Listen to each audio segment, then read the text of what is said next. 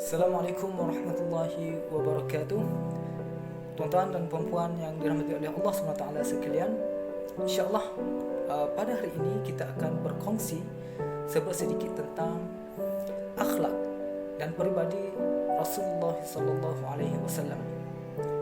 Tuan-tuan dan puan-puan yang dirahmati oleh Allah SWT sekalian, Rasulullah merupakan insan yang paling, orang putih kata, perfect, paling sempurna dari segi fiziknya dan juga akhlaknya. Tak macam kita, dahlah tak sempurna fizik, lepas tu akhlak pun akhlak yang buruk. Tetapi Rasulullah, Allah sebut dalam Al-Quran, dalam surah Al-Ahzab ayat yang 21, A'udzu billahi minasyaitonir rajim, laqad kana lakum fi rasulillahi uswatun hasanah. Laqad kana lakum fi rasulillahi uswatun hasanah. Sesungguhnya bagi kamu Rasulullah itu adalah ikutan yang baik. Okey. Dalam ayat ini Allah meminta kepada kita, Allah bercerita tentang kepada kita bahawa akhlak yang terbaik adalah akhlak Rasulullah, dan kita mestilah mengikut akhlak yang dibawa oleh Rasulullah itu sendiri. Bercerita tentang akhlak Rasulullah, ada satu kisah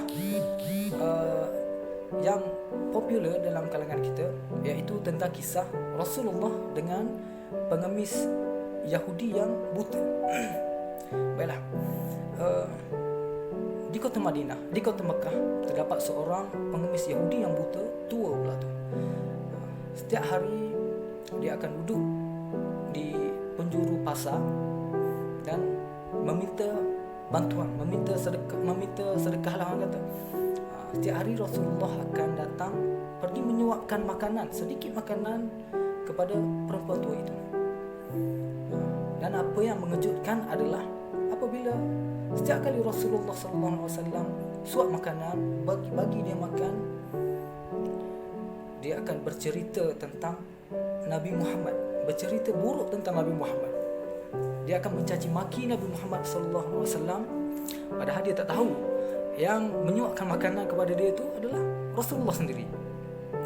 Tetapi nak cakap, nak berbicara tentang akhlak Rasulullah tidak kata apa-apa. Apabila dicaci maki, Rasulullah tidak membalas balik dengan cacian, tetapi Rasulullah teruskan menyuap makanan dan tersenyum sahaja.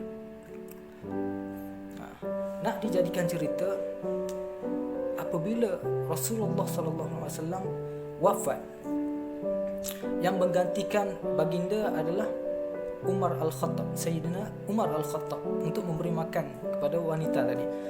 Macam biasa, apabila Umar Al-Khattab bagi makan, menyuapkan makanan, perempuan tu akan mencaci maki Nabi Muhammad.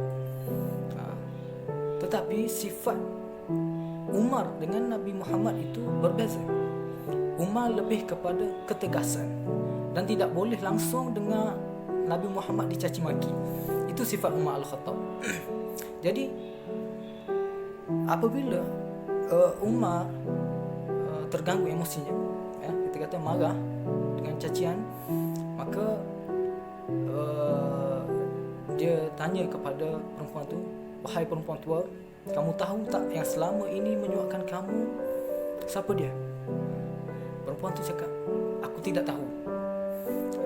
Dan Umar menjawab, "Sebenarnya yang menyuapkan makanan kat kamu tu adalah orang yang kamu caci maki, orang yang kamu hina selama ni, iaitu Muhammad sallallahu alaihi wasallam." Apabila mendengar sahaja nama Nabi Muhammad yang menyuapkan dia selama ni, terus dia menangis, menyesal dengan perbuatan dia, dan terus mengucapkan syahadah, masuk Islam perempuan ni.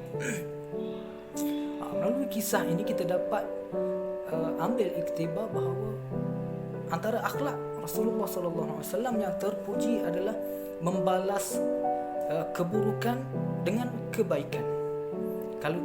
Kalau kita, orang hina kita, orang caci maki kita, apa yang kita akan buat? Mungkin kita akan balas balik dengan lebih teruk lagi. Tetapi Rasulullah, dia membalas dengan kebaikan. qalu salama, dengan perkataan yang sejahtera. Dan itulah sifat ibadur rahman, iaitu hamba-hamba yang diredai oleh Allah Subhanahu Wa Taala. Jadi penonton yang dirahmati Allah, marilah kita mengambil iktibar daripada kisah ini. Jom lepas pada ni kita follow, kita ikut akhlak Rasulullah sallallahu alaihi wasallam dan kita ubah akhlak kita menjadi lebih baik, insya-Allah.